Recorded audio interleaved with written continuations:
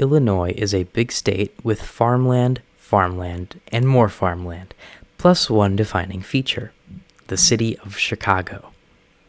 More broadly, we can look at Chicagoland, a combination of the city and its suburbs in Cook County and surrounding counties. Chicagoland is incredibly diverse, inviting cultures of every corner of the world to stay, share, and absorb into Chicago life. Living in Bolingbrook, an incredibly diverse suburb in Will County, my friends and I are often spoiled for choice in where to eat, hang out, or talk. However, you may be aware of a reputation of crime and corruption across Illinois, Chicagoland, and Chicago. Where does this come from? The Chicago Tribune asked this same question and pointed out that 4 of our previous 11 governors had been imprisoned, alongside other officials such as judges, aldermen, and state lawmakers. Not to forget decades-long connections between Chicago crime families and the state and city government. Once you leave Bolingbrook, there is an intriguing bit of Chicagoland nestled up in Cook County, the south suburban city of Harvey, Illinois. It was once a booming hotspot of culture, industry, and business-rich Chicagoan prosperity, with plenty of blue-collar jobs, a popular mall, and plenty of railroad connections. These days, it seems more like an abandoned outskirt of Gotham City, appropriate for a Batman trilogy, but hardly hopeful for residents in the real world. The loss of its blue-collar jobs in the 1980s, a slowing and now nearly dead downtown, social challenges and rising crime rates, along with political scandals, have ultimately left the city struggling. High crime rates contributed to Dixie Square Mall operating for only 12 years between 1966 and 1978, and it would take another 3 decades to be demolished due to a lack of funds. Alice Chalmers, a machinery company, and Wyman Gordon and Ingalls Shepard, both aerospace, railroad parts, and precision parts manufacturers and forgers, once operated major plants in Harvey before closing in the mid-1980s. The loss of factory and blue-collar jobs meant less money to spend downtown, leading to the loss of more jobs and businesses. A terrible cycle that would lead Harvey from a prosperous community to one which could not support itself.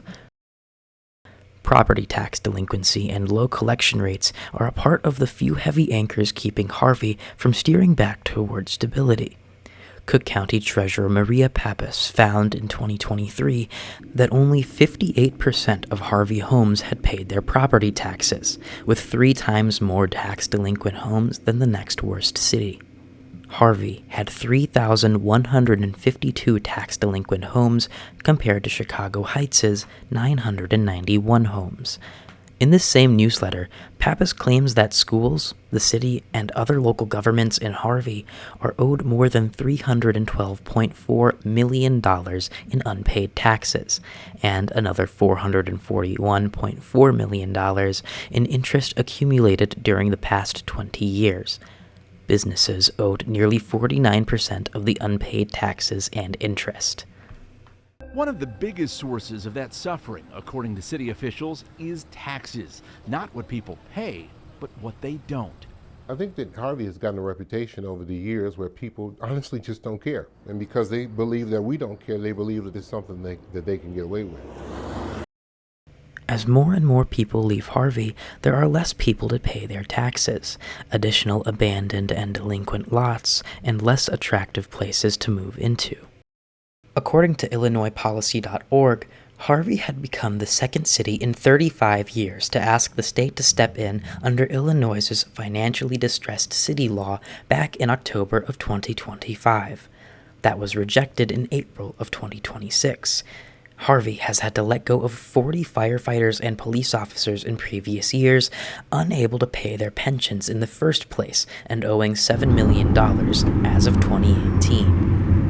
Riding through Harvey for so long, our first interaction or sighting of police was one that was very positive.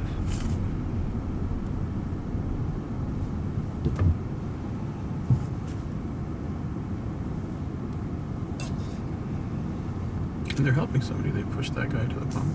That's cool.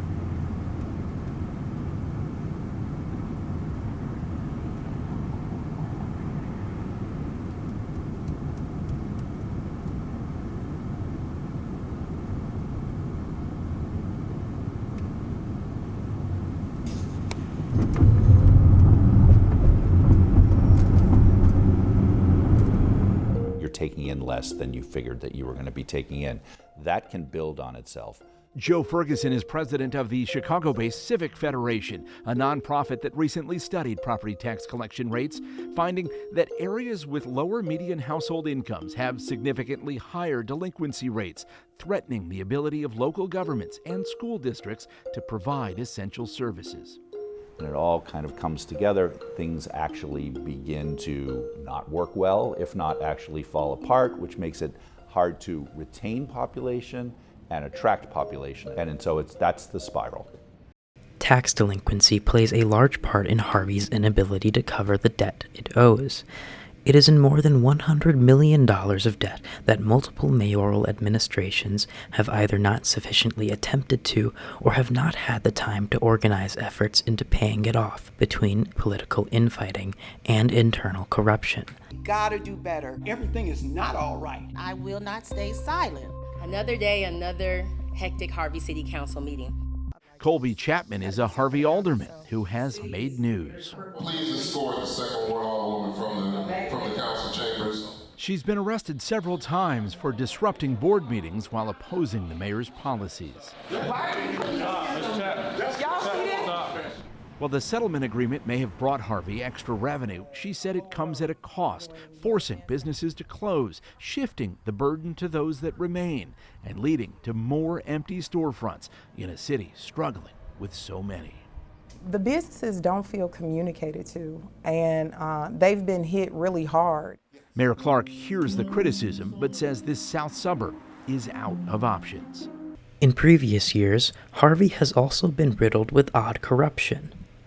It is alleged that former Mayor Eric Kellogg, who served as the mayor of Harvey, Illinois between May 1st, 2003 and April 30th, 2019, was involved in a bribery scheme along with his brother, Romel Kellogg, to turn a blind eye to prostitution commencing at a Harvey strip club. Additionally, former Mayor Kellogg had been called out for potentially misusing Harvey Police Department's funds by having them pay for and assign an SUV for himself to use rather than for the police department to spend that money on 2 new police cars. He also settled bond fraud charges with the SEC, having used around $1.7 million meant to develop a Holiday Inn on city payroll and unrelated operations costs.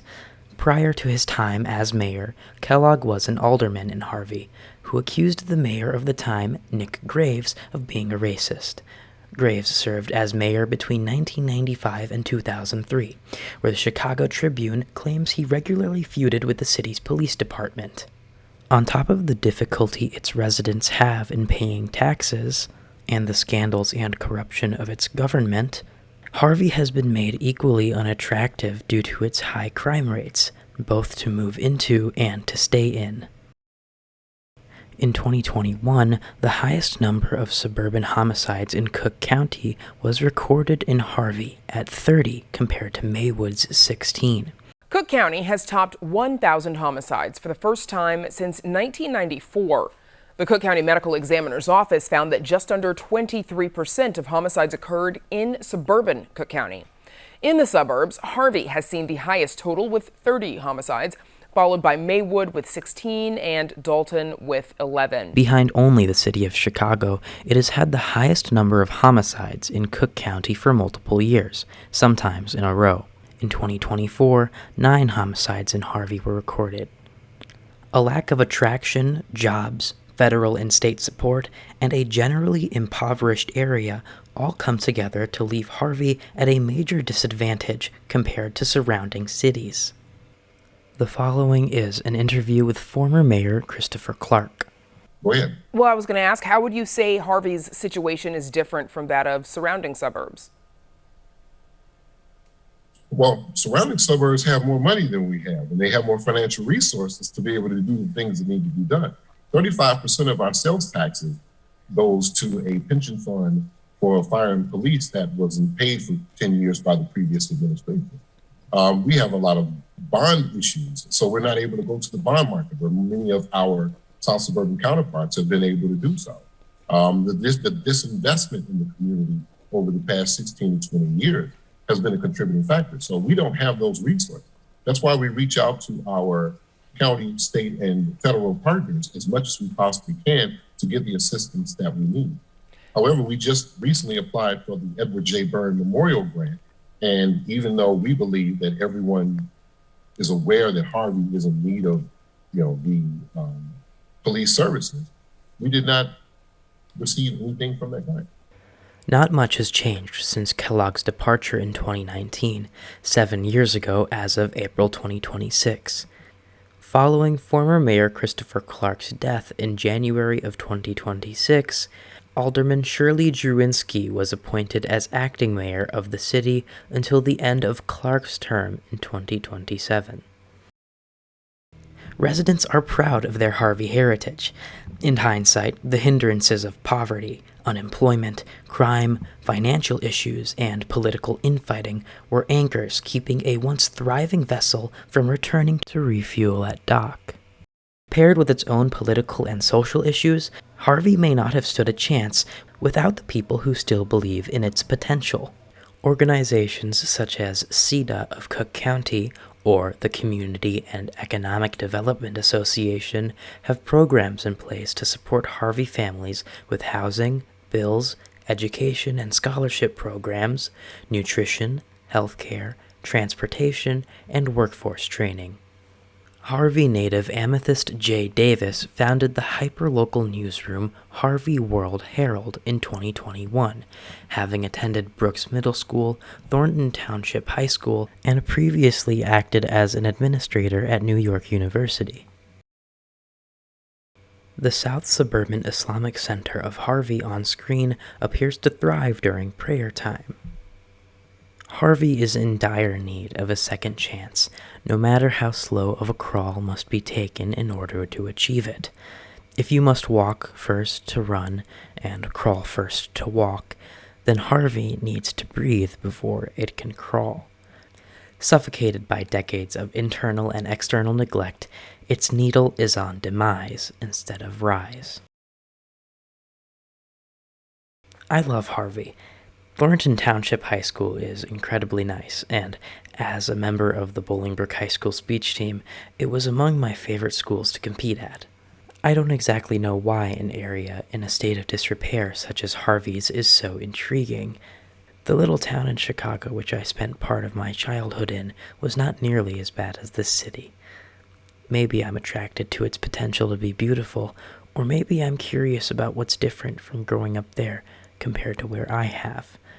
In any case, Harvey deserved a lot better than what it was given.